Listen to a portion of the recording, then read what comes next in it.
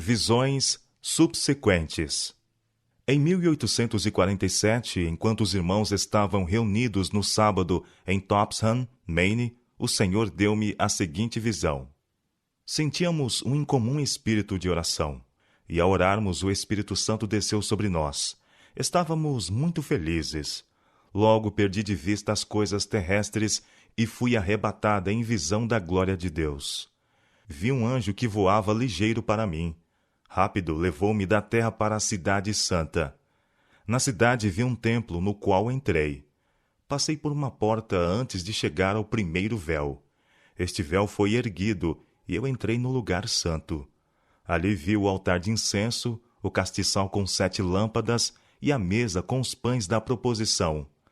Depois de ter eu contemplado a glória do lugar santo, Jesus levantou o segundo véu e eu passei para o Santo dos Santos. No lugar santíssimo vi uma arca, cujo alto e lados eram do mais puro ouro. Em cada extremidade da arca havia um querubim com suas asas estendidas sobre ela. Tinham o rosto voltado um para o outro e olhavam para baixo.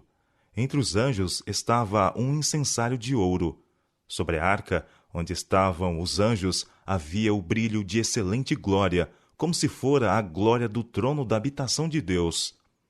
Jesus estava junto à arca, e ao subirem a ele as orações dos santos, a fumaça do incenso subia, e ele oferecia suas orações ao Pai com o fumo do incenso. Na arca estava a urna de ouro contendo o maná, a vara de Arão que florescera e as 2 tábuas de pedra que se fechavam como um livro. Jesus abriu-as, e eu vi os 10 mandamentos nelas escritos com o dedo de Deus. Numa das tábuas havia 4 mandamentos e na outra 6. Os 4 da primeira tábua eram mais brilhantes que os 6 da outra, mas o 4º, o mandamento do sábado, brilhava mais que os outros, pois o sábado foi separado para ser guardado em honra do santo nome de Deus. O santo sábado tinha aparência gloriosa, um halo de glória o circundava. Vi que o mandamento do sábado não fora pregado na cruz. Se tivesse sido, os outros 9 mandamentos também o teriam, e estaríamos na liberdade de transgredi-los a todos, bem como o 4º mandamento.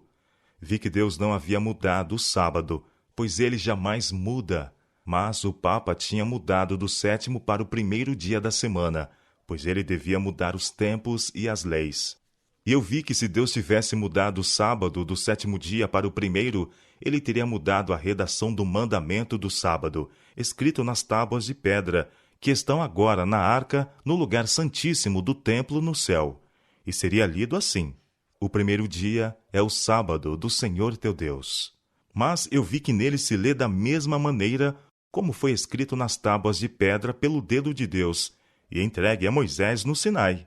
Mas o 7º dia é o sábado do Senhor teu Deus.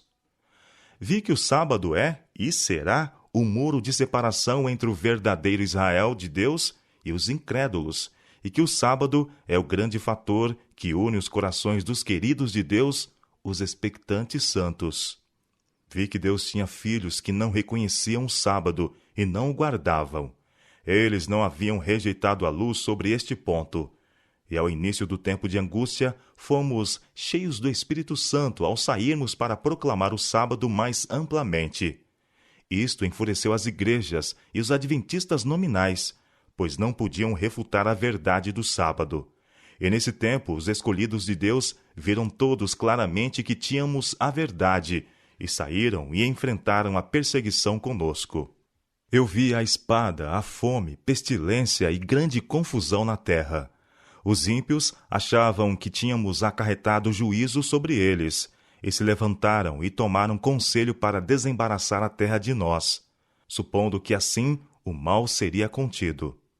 No tempo da angústia, fugimos todos das cidades e vilas, mas fomos perseguidos pelos ímpios, os quais entraram nas casas dos santos com a espada. Eles ergueram a espada para matar-nos, mas esta quebrou-se e caiu ao chão tão impotente como palha. Então clamamos dia e noite por livramento, e o clamor subiu até Deus.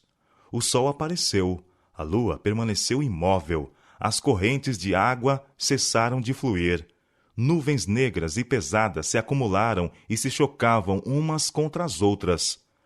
Mas havia um espaço claro de glória indescritível, de onde veio a voz de Deus como de muitas águas, a qual fez estremecer os céus e a terra. O céu se abria e se fechava, e estava em comoção. As montanhas se agitavam como uma cana ao vento, e as franctuosas rochas eram lançadas ao redor. O mar fervia como uma panela, e arremessava pedras sobre a terra. E ao anunciar Deus o dia e a hora da volta de Jesus, e declarar o concerto eterno com seu povo, ele proferia uma sentença. E então fazia uma pausa, enquanto as palavras reboavam através da terra. O Israel de Deus permanecia com os olhos fixos no alto, atento às palavras que vinham da boca de Jeová e rolavam através da terra como trovoadas. Isto era terrivelmente solene. E ao fim de cada sentença, os santos clamavam: Glória! Aleluia! Seus rostos estavam iluminados com a glória de Deus, e brilhavam com a glória, como a face de Moisés quando desceu do Sinai. Os ímpios não podiam olhar para eles por causa da glória. E quando a interminável bênção foi pronunciada sobre os que haviam honrado a Deus e guardado o seu santo sábado, houve um estrondoso clamor de vitória sobre a besta e a sua imagem. Começou então o jubileu, quando a terra devia descansar. Viu o piedoso escravo levantar-se em triunfo e vitória e sacudir as cadeias que o prendiam, enquanto seu ímpio senhor estava em confusão e não sabia o que fazer, pois os ímpios não compreendiam as palavras proferidas pela voz de Deus. Logo apareceu a grande nuvem branca. Pareceu-me mais adorável que nunca antes. Nela estava assentado o Filho do Homem. A princípio, não vimos a Jesus na nuvem, mas, ao aproximar-se esta da terra, pudemos contemplar sua amorável pessoa. Esta nuvem, quando no princípio apareceu, era o sinal do Filho do Homem no céu. A voz do Filho de Deus chamou os santos que dormiam, saindo estes revestidos de gloriosa imortalidade.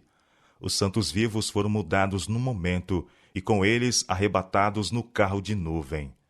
Parecia todo ele sobremodo glorioso ao avançar para o alto.